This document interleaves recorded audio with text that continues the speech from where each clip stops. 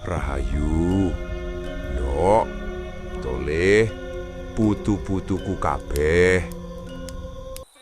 Kalau malam ini ada orang tiba-tiba berteriak, matanya kosong, lalu semua bilang kerasukan, jangan buru-buru percaya. Karena menurut leluhur Jawa, kerasukan dan ketempelan itu bukan perkara yang sama. Yang satu bisa membuat kesadaran tergeser.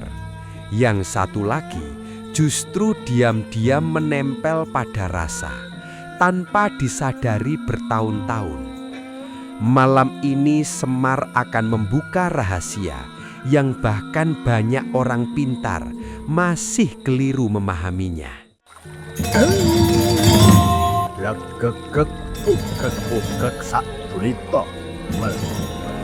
Semar Jawa. Tontonan, tuntunan, tatanan, ho, rahayu. Bedane kerasukan lan ketempelan dalam pandangan Jawa. Rahayu, ndok toleh, putu-putuku kabeh. Mendekatlah sebentar. Taruh dulu telepon genggammu. Tarik napas perlahan. Malam ini Semar tidak akan mengajak kalian memburu hantu. Karena yang paling sering mengganggu manusia zaman sekarang justru bukan makhluk gaib, melainkan pikirannya sendiri. Lucu ya, rumah makin terang oleh lampu LED, internet makin cepat, ilmu kedokteran makin hebat, tapi batin manusia malah makin gelap. Sedikit-sedikit berkata, aku ketempelan. Sedikit-sedikit berkata, aku kerasukan. Padahal baru saja begadang 3 malam, minum kopi 5 gelas, ditambah utang cicilan belum lunas.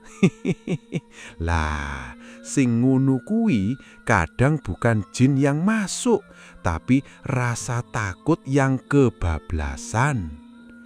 Dalam pandangan Jawa, tidak semua gangguan batin berasal dari makhluk halus.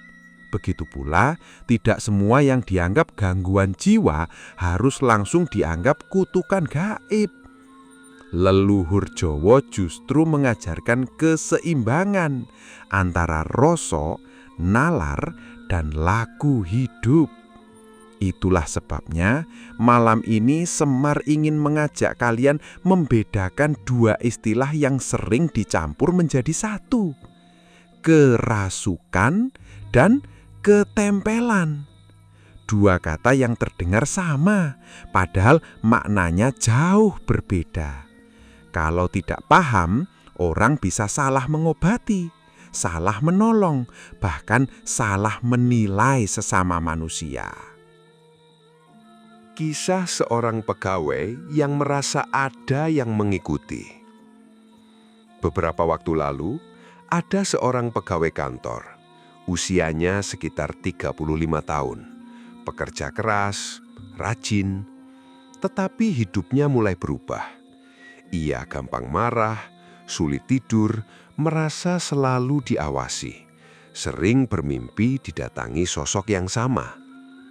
Tubuhnya tidak sakit. Hasil laboratorium normal, namun pikirannya terasa berat.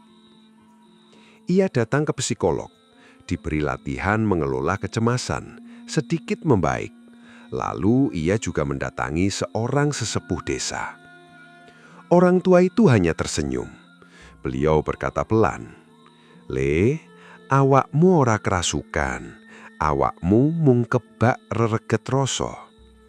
Artinya, nak, tubuhmu bukan dimasuki makhluk lain, hatimu hanya dipenuhi kotoran rasa. Kalimat itu sederhana, tetapi dalam sekali. Ternyata selama bertahun-tahun ia memendam dendam, memendam malu, memendam kecewa. Semua emosi itu tidak pernah selesai. Dalam psikologi modern, keadaan seperti ini dikenal sebagai akumulasi stres kronis. Aktivitas hormon kortisol meningkat terus. Otak sulit masuk ke gelombang alfa yang tenang. Tubuh selalu berada pada mode waspada. Dalam kondisi seperti itu, seseorang menjadi lebih mudah mengalami sugesti. Pitutur leluhur yang jarang dipahami. Dalam berbagai pitutur Jawa dikenal ungkapan, sing reksa urip iku dudu balung nanging rasa. Artinya, yang menjaga hidup bukan hanya tulang dan badan, tetapi rasa. Makna filosofinya sangat dalam. Kalau rasa bersih, batin menjadi terang. Kalau rasa keruh, apapun terasa menyeramkan. Disinilah Semar sering tersenyum melihat manusia modern, rajin membeli kamera mahal, rajin membeli mobil baru, rajin mempercantik wajah, tetapi lupa membersihkan isi kepalanya. Lah piye? Rumah dibersihkan setiap hari, tetapi hati sudah bertahun-tahun tidak pernah disapu. Hehehe. Besok kita akan masuk lebih dalam. Apa sebenarnya yang disebut ketempelan menurut laku Jawa? Dan mengapa tidak semua ketempelan berbahaya?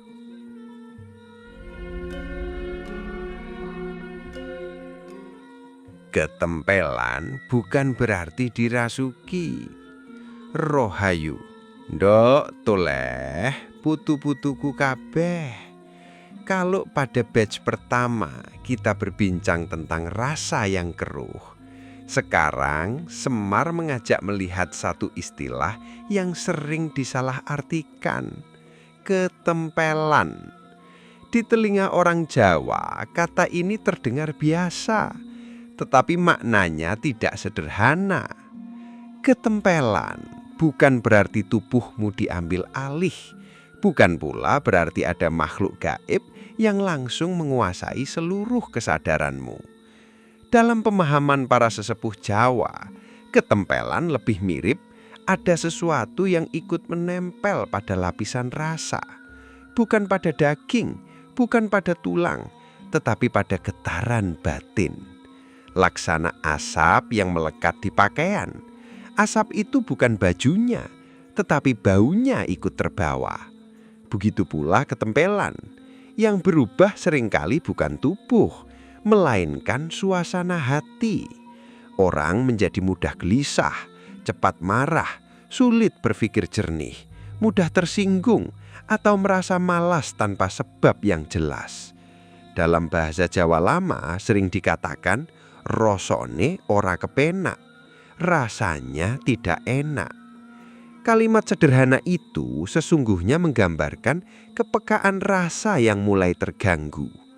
Sekarang coba renungkan, berapa banyak orang yang setiap hari hidup dalam kemarahan, lalu mengira semua itu adalah sifat aslinya. Padahal bisa jadi yang melekat bukan makhluk, tetapi emosi yang terus dipelihara. Manusia zaman sekarang kadang lebih rajin mengecas telepon genggam daripada mengecas ketenangan batinnya. Begitu baterai tinggal 5% panik, tetapi ketika kesabaran tinggal 0% malah merasa paling benar. Penjelasan Jawa bertemu psikologi modern. Leluhur Jawa mengenal istilah rasa iku nular. Artinya, perasaan dapat menular. Kalimat ini ternyata sejalan dengan ilmu psikologi modern. Dalam ilmu saraf dikenal fenomena emotional contagion, yaitu keadaan ketika emosi seseorang dapat mempengaruhi emosi orang lain. Tanpa disadari, wajah yang murung, nada bicara yang kasar, tatapan penuh kebencian, bahkan suasana sebuah ruangan dapat mengubah keadaan batin orang lain. Otak manusia memiliki sistem yang disebut mirror neuron. Sel-sel saraf ini membantu kita menangkap ekspresi dan keadaan emosional orang lain. Karena itulah, Saat berada di lingkungan yang penuh kemarahan, tubuh ikut menegang, nafas menjadi pendek, jantung berdetak lebih cepat, gelombang otak bergeser menuju kondisi waspada. Dalam pandangan Jawa, keadaan seperti ini membuat pager rasa mulai melemah. Bukan karena jin lebih kuat, tetapi karena kesadaran manusia sedang longgar. Ketika rasa kehilangan pusat, apapun yang negatif menjadi mudah menempel. Entah itu dendam, ketakutan, keputusasaan, atau pengaruh batin orang lain. Maka jangan heran, ada orang pulang dari rumah sakit, kuburan, atau tempat penuh konflik, lalu beberapa hari merasa tidak nyaman. Belum tentu ia ditempeli makhluk halus. Bisa jadi ia sedang membawa resonansi emosi dari tempat yang baru saja ia datangi. Ilmu modern menyebutnya sebagai dampak paparan stres lingkungan. Leluhur Jawa menyebutnya ketempelan hawa. Dua istilah berbeda, tetapi sama-sama mengingatkan bahwa manusia sangat dipengaruhi oleh lingkungan batinnya. Lagu Jawa membersihkan tempelan rasa. Para sesepuh dahulu tidak buru-buru melakukan ritual besar. Tidak semua gangguan harus dihadapi dengan asap kemenyan. Tidak semua rasa gelisah harus dicari penyebab goibnya. Yang pertama dibersihkan adalah manusianya. Dalam beberapa lagu yang juga dikenal dalam tradisi Serat Centini, kebersihan lahir dan batin selalu berjalan beriringan. Ada pitutur Jawa yang berbunyi, resik awake, resik atine, padang dalane. Artinya, bersih tubuhnya, bersih hatinya, terang jalannya. Makna filosofinya, kebersihan bukan hanya soal mandi, tetapi juga membersihkan isi kepala, membersihkan ucapan, membersihkan niat. Salah satu laku sederhana yang masih banyak dilakukan orang-orang tua di desa adalah membasuh wajah, tangan, dan kaki menjelang malam. Lalu duduk tenang selama beberapa menit, mengatur napas perlahan, merasakan setiap tarikan dan hembusan. Mengucapkan dalam hati, aku mulih marang rasa kang bening. Aku kembali kepada rasa yang jernih. Dari sudut pandang ilmiah, latihan napas perlahan sekitar 6 kali per menit dapat mengaktifkan sistem saraf parasimpatis. Tubuh menjadi lebih rileks, detak jantung lebih stabil, kortisol perlahan menurun, otak lebih mudah memasuki gelombang alfa yang berkaitan dengan ketenangan dan fokus.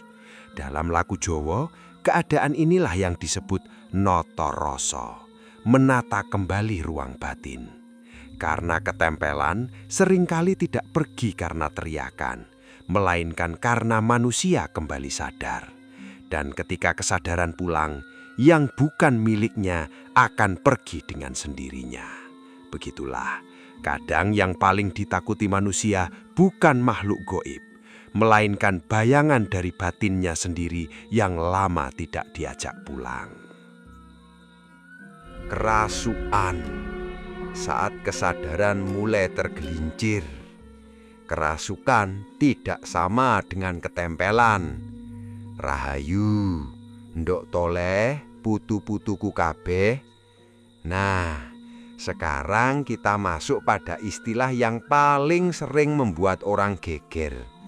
Kerasukan.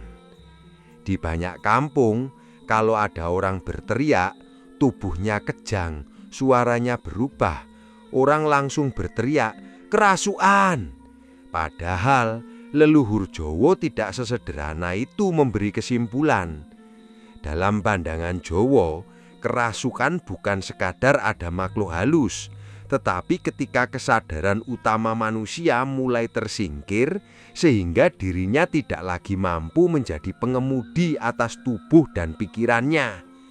Orang Jawa kuno sering mengibaratkan tubuh sebagai kereta, sedangkan rasa dan budi adalah kusirnya. Kalau kusirnya lengah, kereta bisa dikendalikan siapa saja, bukan selalu makhluk goib. Kadang dikendalikan oleh amarah, dikendalikan nafsu, dikendalikan dendam, dikendalikan ketakutan. Lah, bukankah itu juga bentuk kerasukan? Coba lihat orang yang sedang dikuasai amarah. Matanya merah, napasnya berat. Ia tidak lagi mendengar nasihat. Sesudah marah reda, baru berkata, "Aku tadi seperti bukan diriku." Nah, kalimat itu sudah dipahami leluhur Jawa sejak ratusan tahun lalu. Ada pitutur yang sering diucapkan para pini sepuh. Sing ngalah dudu kalah, nanging menang marang hawa. Artinya, orang yang mengalah bukan berarti kalah, melainkan menang terhadap hawa nafsunya. Makna filosofinya sangat dalam. Musuh terbesar manusia seringkali bukan makhluk halus, melainkan hawa nafsunya sendiri. Hehehe. Sekarang banyak orang takut kerasukan jin, tapi setiap hari rela kerasukan gengsi. Dompet tipis, gaya hidup setinggi langit. Kalau itu bukan kerasukan keinginan, lalu apa namanya? Saat ilmu Jawa bertemu psikiatri dan neuroscience, Semar ingin mengajak berpikir jernih. Tidak semua orang yang kehilangan kendali sedang mengalami gangguan gaib. Ilmu kedokteran mengenal berbagai kondisi yang dapat membuat seseorang tampak seperti kerasukan. Misalnya, dissociative trance, gangguan disosiatif, serangan panik berat, epilepsi tertentu, hingga beberapa kondisi psikiatri. Pada keadaan disosiatif, kesadaran seseorang dapat terpecah. Ia merasa seperti bukan dirinya. Memori bisa kabur, perilaku berubah. Dalam kondisi tertentu, suaranya pun dapat terdengar berbeda. Fenomena ini telah diteliti dalam psikologi dan psikiatri lintas budaya. Artinya, ada pengalaman manusia yang dipengaruhi oleh kondisi otak, emosi, budaya, dan keyakinan sekaligus. Pandangan Jawa tidak harus dipertentangkan dengan ilmu modern. Justru, keduanya dapat saling melengkapi. Leluhur Jawa mengajarkan, kalau seseorang mengalami gangguan berat, lihatlah seluruh dirinya. Jangan hanya tubuhnya, jangan hanya pikirannya, jangan pula hanya sisi gaibnya. Perhatikan pola tidurnya, makanannya, hubungan keluarganya, tekanan hidupnya, cara ia mengelola rasa. Karena manusia adalah satu kesatuan. Dalam ilmu saraf modern, saat seseorang mengalami stres berat berkepanjangan, bagian otak seperti amigdala menjadi sangat aktif, sementara fungsi pengambilan keputusan di korteks prefrontal dapat menurun. Akibatnya, orang menjadi lebih impulsif, lebih mudah panik, dan lebih sulit membedakan ancaman nyata dengan rasa takut yang dibangun pikirannya. Bukankah ini mengingatkan kita pada ajaran Jawa bahwa rasa yang tidak ditata akan mengaburkan budi?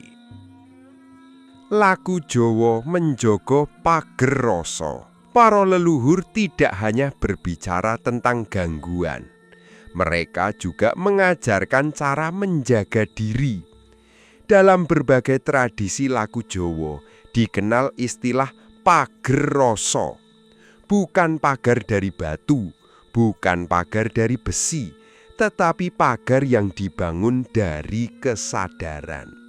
Dalam Serat Centini berulang kali digambarkan bahwa seorang pelaku laku sejati menjaga kebersihan lahir, batin, ucapan, dan pengendalian diri sebagai satu kesatuan. Ada pitutur Jawa yang berbunyi, ajining diri ana ing lati, ajining raga ana ing busana. Artinya, harga diri tampak dari ucapan, sedangkan martabat raga tampak dari penampilan. Makna yang lebih dalam bukan sekedar berbicara sopan. Ucapan adalah cermin isi batin. Kalau setiap hari mulut dipenuhi kebencian, fitnah, caci maki dan kesombongan, maka batin sedang membuat celah pada pagarnya sendiri. Salah satu laku sederhana yang masih dijaga sebagian orang tua Jawa adalah duduk tenang menjelang tidur, mematikan kebisingan, mengendurkan rahang, mengatur nafas perlahan, lalu bertanya kepada diri sendiri, hari ini siapa yang sedang mengendalikan aku? Apakah kebijaksanaan atau kemarahan? Apakah welas asih atau kesombongan? Pertanyaan itu sederhana, namun bagi Semar, itulah ritual yang lebih berat daripada membakar dupa. Karena membakar kemenyan hanya perlu api, tetapi membakar kesombongan perlu keberanian. Dan ingatlah Ndok Toleh, manusia yang pagarnya kuat bukan berarti tidak pernah didatangi kegelapan. Ia hanya tidak memberikan kursi untuk kegelapan itu untuk tinggal. Laku Jawa membedakan gangguan batin dan gangguan gaib. Jangan semua dibawa ke dukun, jangan semua dibawa ke dokter. Rahayu, Ndok Toleh, putu-putuku kabeh. Nah, disinilah letak kebijaksanaan orang Jawa yang sering terlupakan. Orang tua dahulu tidak mudah panik. Mereka juga tidak mudah menyimpulkan. Kalau ada orang sakit, dilihat dulu, didengar dulu, dirasakan dulu. Baru kemudian diputuskan langkahnya. Sekarang justru kebalikannya. Baru 2 malam susah tidur, sudah yakin disantet. Baru sekali mimpi buruk, langsung mencari paranormal. Sebaliknya, ada juga yang menolak semua kemungkinan selain penjelasan medis. Apapun yang terjadi dianggap sekadar halusinasi. Lah, kalau begini, dua-duanya bisa terpeleset. Leluhur Jawa mengajarkan jalan tengah. Aja grusa-grusu, bening noroso, ben jembar pangrasamu. Artinya, jangan tergesa-gesa, jernihkan rasa agar pandanganmu menjadi luas. Itulah sebabnya, para pini sepuh sering mengamati seseorang selama beberapa hari. Apakah ia masih sadar terhadap dirinya? Apakah ia masih mengenali keluarganya? Apakah pola makannya berubah? Apakah tidurnya berantakan? Apakah gangguan muncul setelah kehilangan orang tercinta? Setelah tekanan pekerjaan? Atau setelah mengalami trauma? Semua itu diperhatikan karena kebijaksanaan tidak lahir dari tebakan, tetapi dari ketelitian. Dalam dunia psikologi modern pun demikian. Seorang profesional kesehatan mental tidak akan langsung memberi kesimpulan hanya dari satu gejala. Mereka melakukan wawancara, observasi, dan penilaian menyeluruh. Lihat, jalan ilmu modern dan laku Jawa ternyata bertemu pada satu titik. Jangan tergesa-gesa memberi cap kepada seseorang. Ritual Jawa menoto pager batin. Lalu, bagaimana laku Jawa menjaga agar batin tidak mudah goyah? Semar tidak akan mengajak kalian melakukan ritual yang rumit, karena yang paling ampuh justru seringkali yang paling sederhana. Orang-orang tua di pedesaan mengenal laku yang disebut meneng sedelo, diam sejenak. Dilakukan menjelang matahari terbit atau sebelum tidur. Duduk dengan punggung tegak, kedua telapak tangan diletakkan di atas paha. Tarik nafas perlahan melalui hidung, hitung sampai 4. Tahan sejenak, lalu hembuskan perlahan lebih panjang daripada menariknya. Ulangi beberapa menit sambil mengucapkan dalam hati, sopo kang resik atine bakal cetha paningale. Siapa yang hatinya bersih akan jernih penglihatannya. Lalu arahkan perhatian ke dada. Bukan mencari cahaya, bukan mencari penampakan. tetapi mendengarkan isi hati sendiri. Apakah masih ada iri? Apakah masih ada dendam? Apakah masih ada kebohongan yang belum diakui?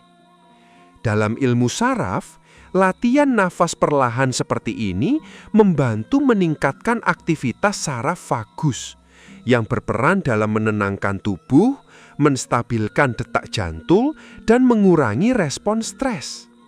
Dalam bahasa Jawa, inilah saat rasa dipulangkan ke pusatnya. Karena batin yang tenang lebih sulit diguncang oleh rasa takut maupun pengaruh dari luar. Pitutur Sabda Palon, kegelapan yang paling berbahaya. Dalam berbagai tradisi yang mengisahkan Sabda Palon, terdapat pesan yang selaras dengan laku batin Jawa. Bukan tentang menakuti manusia dengan makhluk gaib, melainkan mengingatkan agar manusia tidak kehilangan dirinya sendiri. Ono pitutur yang sering dikutip di kalangan penghayat Jawa. Sing ilang dudu jagate, nanging elinge. Artinya, yang hilang bukan dunianya, melainkan kesadarannya. Makna ini terasa sangat dekat dengan kehidupan hari ini. Lihatlah, banyak orang hafal ribuan kutipan motivasi, tetapi lupa meminta maaf kepada orang tuanya. Rajin mengunggah kata-kata bijak, tetapi sulit menahan amarah 5 menit. Pandai membahas energi positif, tetapi mulutnya masih gemar menyakiti. Manusia memang unik, takut pada bayangan di kuburan, tetapi memelihara kebencian di ruang tamunya sendiri. Padahal, kebencian yang dipelihara bertahun-tahun lebih menggerogoti jiwa daripada rasa takut yang datang semalam. Maka, Ndok Toleh, jangan terlalu sibuk bertanya, apakah ada makhluk yang menempel padaku? Cobalah bertanya lebih dalam, apakah aku masih tinggal utuh di dalam diriku sendiri? Karena jika kesadaran tetap menyala, rasa tetap jernih, dan hati tetap rendah, tidak banyak ruang yang tersisa bagi kegelapan untuk menetap. Dan itulah pagar batin yang paling kokoh. Pagar batin yang sesungguhnya, yang paling berbahaya bukan yang tak terlihat.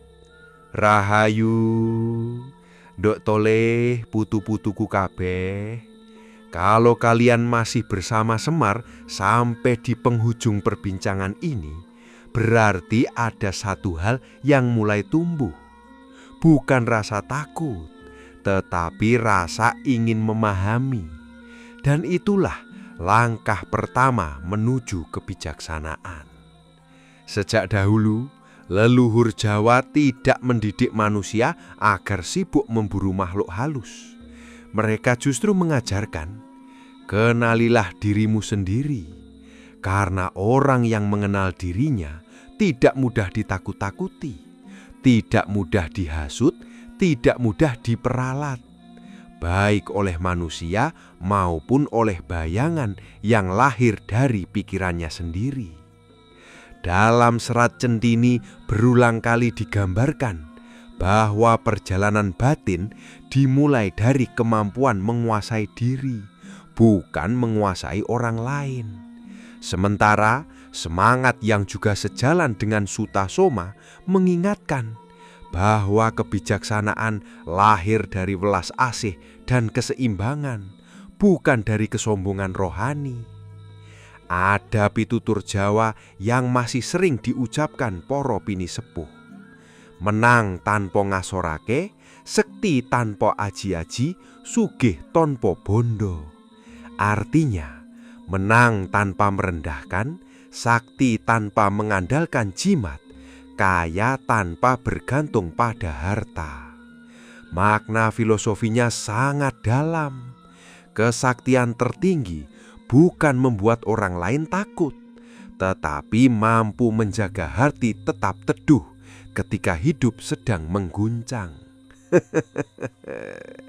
Sekarang banyak orang sibuk mencari jimat anti gangguan. Padahal kalau lisannya masih gemar melukai, kalau tangannya masih senang mengambil yang bukan haknya, kalau hatinya masih dipenuhi iri, jimat sebesar pohon beringin pun akan kewalahan. Karena yang bocor bukan pagar rumahnya, melainkan pagar batinnya. Bedanya kerasukan dan ketempelan menurut laku Jawa. Sekarang, mari kita simpulkan dengan bening. Ketempelan dalam laku Jawa lebih sering dipahami sebagai keadaan ketika batin menjadi mudah dipengaruhi. Rasa menjadi berat, emosi mudah berubah, pikiran tidak jernih, kesadaran masih ada. Manusia masih mampu memilih, masih mampu diajak bicara, masih mampu kembali menata dirinya. Sedangkan kerasukan dipahami sebagai keadaan ketika kendali kesadaran melemah atau tergeser, sehingga seseorang kehilangan kemampuan menguasai dirinya secara utuh. Dalam kenyataan, keadaan seperti ini dapat berkaitan dengan banyak faktor. Bisa karena gangguan psikologis, trauma berat, gangguan neurologis, atau dalam keyakinan sebagian masyarakat juga dapat dipahami sebagai pengalaman spiritual tertentu. Karena itu, jangan mudah menghakimi, jangan mudah memberi cap. Bila seseorang mengalami gangguan berat, pendampingan keluarga, pemeriksaan tenaga kesehatan, dan bila sesuai dengan keyakinannya, pendampingan tokoh agama atau sesepuh yang bijaksana dapat berjalan berdampingan. Leluhur Jawa mengajarkan keseimbangan, bukan pertentangan.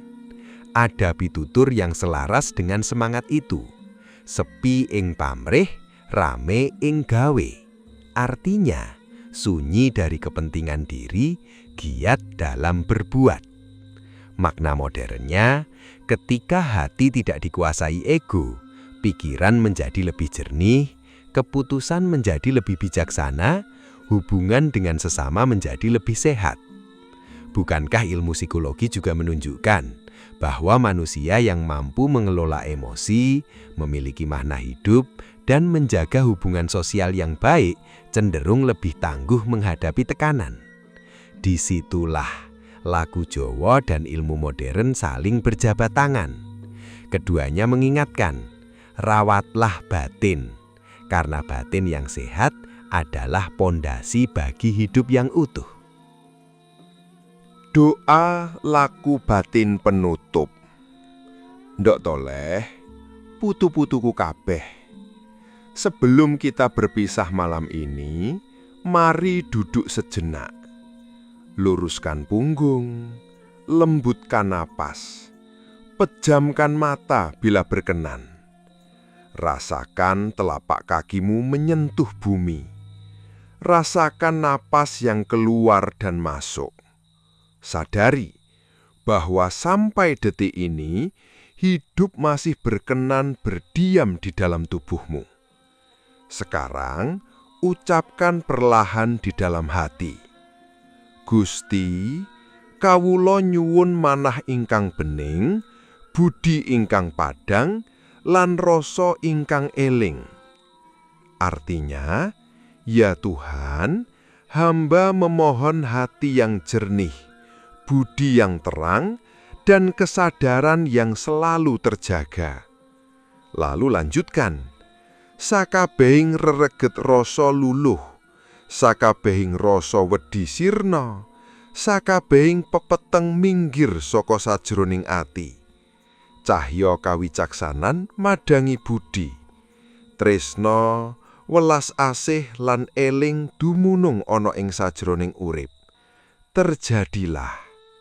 Artinya, segala kotoran batin luruh, segala ketakutan lenyap, segala kegelapan menyingkir dari dalam hati. Cahaya kebijaksanaan menerangi budi. kasih, welas asih, lan kesadaran menetap di dalam kehidupan. Terjadilah. Ingatlah, yang paling sulit dijaga bukan rumah, bukan sawah, bukan pusaka, melainkan hati yang tetap bening ketika dunia sedang gaduh.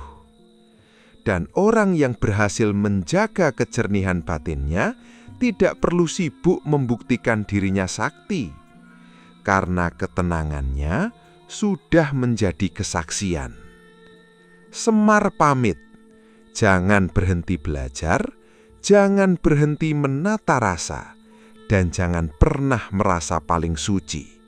Sebab air yang paling jernih selalu mengalir ke tempat yang rendah.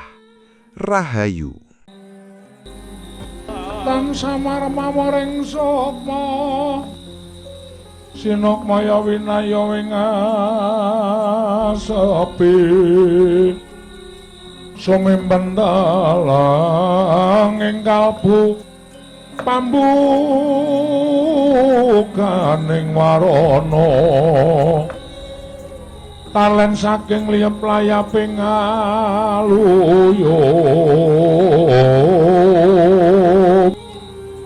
pindha pesating sumpena sumusuping rasa jati